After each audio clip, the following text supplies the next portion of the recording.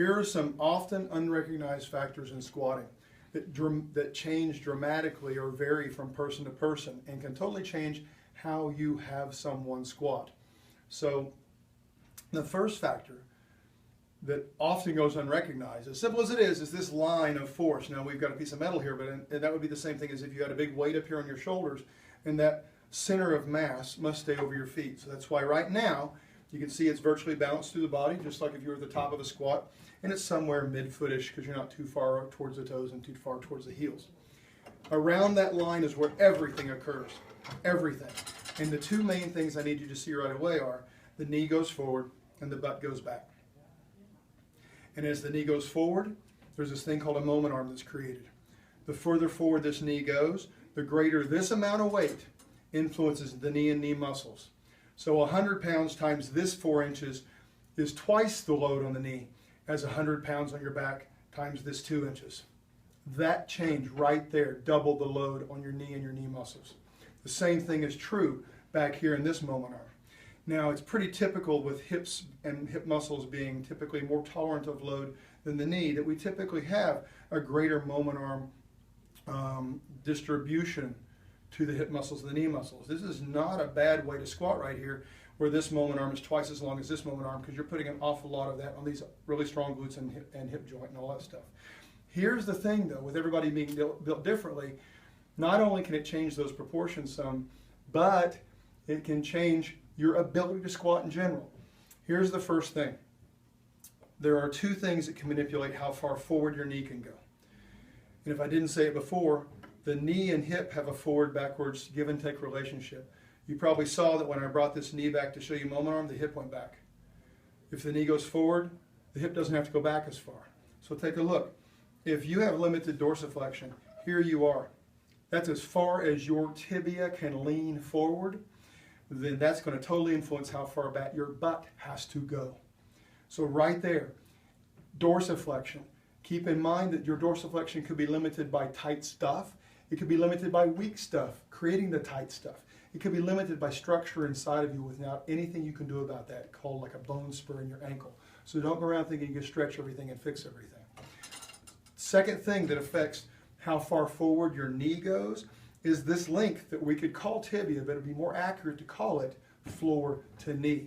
Because anything under your heel affects that height or the length of this segment. And as you notice, if I lift the heel, it travels forward. As it travels forward, the butt comes forward. So along with that heel of your shoe, how much rise is in your shoe, there are also structural variances amongst people. The segmental proportions, where someone could, in proportion to their femur, have a really short tibia, or in proportion to their femur, have a really long tibia, which will influence things very differently. So right now, let's take a look. If I put a very short tibia on this person, you're going to notice that their ability to squat down starts to look like he's leaning really far forward.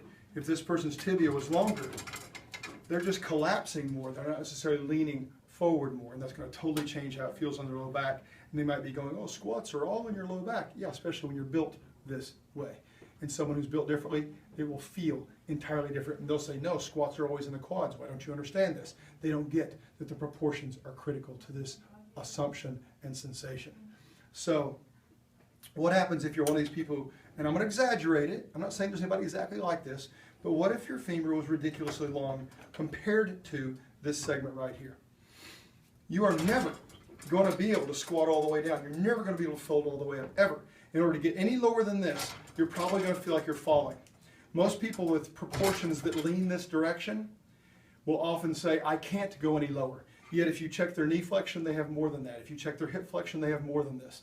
But their proportions do not allow them to go any further, otherwise they will fall down. If their trunk is short, it makes it even worse. If someone's trunk was so short that they had to put the weight roughly right here, they are bent forward and all they feel is low back and all they feel is hip. If, by contrast, you had someone with proportionally shorter femur, proportionally longer floor to knee, and proportionally longer torso in terms of where they can put the weight, this person could fold up, sit all the way down, and they have no idea why anybody thinks squatting is difficult. This person feels quads more than anything else. Halfway down looks like this to them. This is not getting fatigued because it's not all perpendicular to the ground. Totally different thing. So look again at the extremes. Here is an optimum squatting proportion. And of course, if you don't have any dorsiflexion, it still messes with you. So all of these factors are interdependent. But if I were to have a short trunk or put the bar really low, and a proportionally long femur, and a proportionally short tibia, this person hates squats. Di Biar Net, kami selalu percaya bahwa setiap orang pasti bisa memiliki tubuh yang ideal dan sehat. Dengan subscribe, like, dan share video ini, Anda turut membantu membangun Indonesia sehat dan kuat. Salam jelas fitness, saya JP.